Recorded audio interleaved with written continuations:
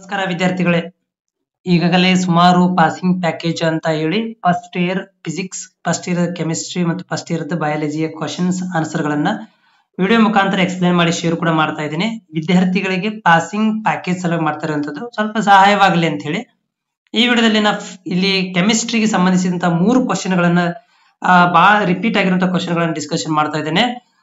Video ಪೂರ್ತಿ ಕೇಳಿ, ಜೊತೆಗೆ ಚಾನಲ್ ಹೊಸಬರಾಗಿದ್ದರೆ ಚಾನಲ್ ಸಬ್ಸ್ಕ್ರೈಬ್ ಕೂಡ ಮಾಡ್ಕೊಳ್ಳಿ. ಮುಂದೆ ಬರುವಂತಹ second year third year passing package ಕೂಡ ಅಪ್ಡೇಟ್ ಮಾಡಲಾಗುತ್ತೆ.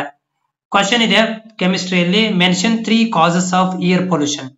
ಏರ್ ಪೊಲ್ಯೂಷನ್ ನಮ್ಗೆ ಗೊತ್ತಿರೋಂಗೆ ಏರ್ ಪೊಲ್ಯೂಷನ್ ಹೆಂಗಾಗುತ್ತೆ ಅದ್ರದ್ದು 3 ಕಾಸಸ್ ಅನ್ನು ಹೇಳಿ ಅಂತ ಹೇಳಿದ್ದಾರೆ. ಹೇಗಾಗುತ್ತೆ? ಒಂದನೇದು ಬರ್ನಿಂಗ್ ಆಫ್ ಫಸೈಲ್ ಫ್ಯೂಲ್ಸ್. ಫಸೈಲ್ ಫ್ಯೂಲ್ ಗಳನ್ನ ಬರ್ನಿಂಗ್ ಮಾಡಿ. ಫಸೈಲ್ ಫ್ಯೂಲ್ ಅಂದ್ರೆ ಯಾವುದು? ಈ ಪೆಟ್ರೋಲ್, ಡೀಸೆಲ್, ಕ್ಯಾರೋಸಿನ್ಸ್, ಕೋಲ್ ಬರುತ್ತೆ, ಫಸೈಲ್ ಫ್ಯೂಲ್ ಬರ್ನಿಂಗ್ ಮಾಡೋದ್ರಿಂದ. ಎರಡನೇದು ವೆಹಿಕಲ್ ಇಮಿಷನ್ಸ್. ವೆಹಿಕಲ್ ಅನ್ನ ಟೈಮ್ ಇಮಿಷನ್ ಟೆಸ್ಟಿಂಗ್ ಮಾಡಿಲ್ಲ ಅಂದ್ರೆ ಅದರಿಂದ ಕಾರ್ಬನ್ ರಿಲೀಸ್ ಆಗುತ್ತೆ, ಅದರಿಂದ ಬರ್ಬೋದು. Industrial activities. ಇಂಡಸ್ಟ್ರಿಗಳಿಂದ ಏನಪ್ಪಾ ಅಂತಂದ್ರೆ ಕಾರ್ಬನ್ ಡೈಆಕ್ಸೈಡ್ ರಿಲೀಸ್ ಆಗುತ್ತೆ, ಅದರಲ್ಲಿ ಪ್ಲಸ್ ಇನ್ಕ್ಲೂಡಿಂಗ್ ಅದರಲ್ಲಿ ಏನಪ್ಪಾ ಅಂತಂದ್ರೆ ಡಸ್ಟ್ ಕೂಡ ಬರುತ್ತೆ, ಅದು ಕೂಡ ಏರ್ ಪೊಲ್ಯೂಷನ್ ಕಾರಣ. ಮತ್ತೆ ಅಗ್ರಿಕಲ್ಚರ್ ಪ್ರಾಕ್ಟೀಸಸ್. ಅಗ್ರಿಕಲ್ಚರ್ ಪ್ರಾಕ್ಟೀಸಸ್ ಅಂದ್ರೆ ಹೆಂಗೆ?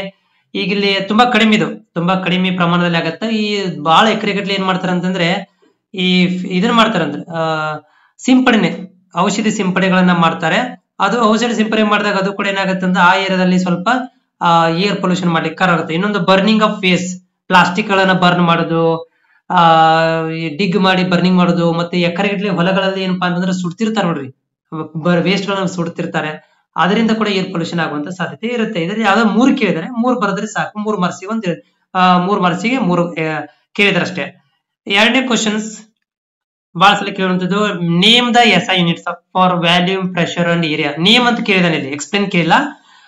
SI ಯೂನಿಟ್ಸ್ ಗಳನ್ನ ಹೆಸರಿಸಿ ಅಂತ ಹೇಳಿದಾರೆ, ಅದು ಕೊಟ್ಬಿಟ್ಟಿದ್ದಾರೆ. ವ್ಯಾಲ್ಯೂಮ್, ಪ್ರೆಷರ್ ಮತ್ತು ಏರಿಯಾ ಅದು ಕೊಟ್ಬಿಟ್ಟಿದ್ದಾರೆ. ವ್ಯಾಲ್ಯೂಮ್ ಇದು ಕ್ಯೂಬಿಕ್ ಅಂದ್ರೆ m3 m³ ಬರುತ್ತೆ. ಪ್ರೆಷರ್ ಅದು ಪ್ಯಾಸ್ಕಲ್, ಅದ್ರದ್ದು P ಅಂತ ಬರುತ್ತೆ.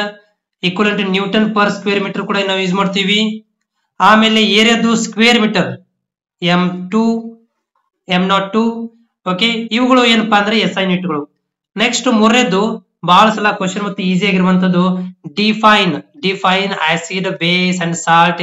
Example 1 example each. ಎಲ್ಲರಿಗೂ ಒಂದೊಂದು ಎಕ್ಸಾಂಪಲ್ ಕೊಡಿ ವಿತ್ ಡೆಫಿನೇಷನ್ ಗಳನ್ನ ಕೊಡಿ ಅಂತ ಹೇಳಿದ್ದಾರೆ.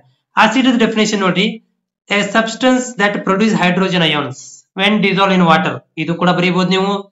ಒಂದು ವಸ್ತು ನೀರಿನಲ್ಲಿ ಡಿಸಾಲ್ವ್ ಮಾಡಿದಾಗ ಹೈಡ್ರೋಜನ್ ಅಯಾನ್ಗಳನ್ನು ಪ್ರೊಡ್ಯೂಸ್ ಮಾಡುತ್ತೆ ಅಂತ ಹೇಳ್ತಿದ್ದಾರೆ, ಇದು ಕೂಡ ಹೌದು. ಅಥವಾ according to Bronsted Lowry theory ಪ್ರಕಾರ, substance that can donate a proton.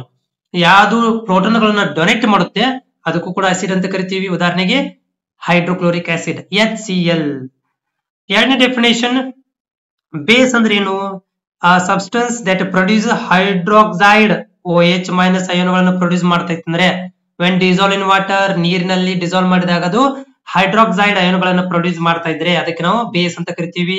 ಅಥವಾ ಇನ್ನೊಂದು definition, a substance that can accept protons. Bronsted law ಪ್ರಕಾರ ಒಂದು ಸಬ್ಸ್ಟೆನ್ಸ್ ಪ್ರೋಟಾನ್ ಗಳನ್ನ ಅಕ್ಸೆಪ್ಟ್ ಮಾಡ್ಕೊಂತ ಇದ್ರೆ ಅದಕ್ಕೆ ನಾವು ಬೇಸ್ ಅಂತ ಕರಿತೀವಿ. ಉದಾಹರಣೆಗೆ NaOH. ನೆಕ್ಸ್ಟ್ ಡೆಫಿನೇಷನ್, ಸಾಲ್ಟ್ ಅಂದ್ರೆ ಏನು? an ionic compound formed by the combination between acid and base. Simple ಆಗಿ it is a combination of acid and base, ಅಥವಾ it is formed by the combination of acid and base. Acid ಮತ್ತು base ಗಳು ಕೂಡಿಕೊಂಡು ಆಗಿರುವಂತ ಒಂದು compound ಅಂತ ಕರಿತೀವಿ. It is a neutralisation reaction. ಇಲ್ಲಿ ಏನಾಗುತ್ತೆ ಅಂದ್ರೆ ಆಸಿಡ್ ಬೇಸ್ ಗಳು ನ್ಯೂಟ್ರಲೈಸೇಷನ್ ರಿಯಾಕ್ಷನ್ ಅನ್ನ ಮಾಡ್ತವೆ. ಉದಾಹರಣೆಗೆ NaCl, ಸೋಡಿಯಂ ಕ್ಲೋರೈಡ್. ಹೋಪ್ ಇದು ನಿಮ್ಗೆ ಅರ್ಥ ಆಗಿದೆ ಅಂತ ಅನ್ಕೊಂಡಿದ್ದೀನಿ. ಚಾನಲ್ ಹೊಸಬರಾಗಿದ್ರೆ ಸಬ್ಸ್ಕ್ರೈಬ್ ಮಾಡ್ಕೊಳ್ಳಿ.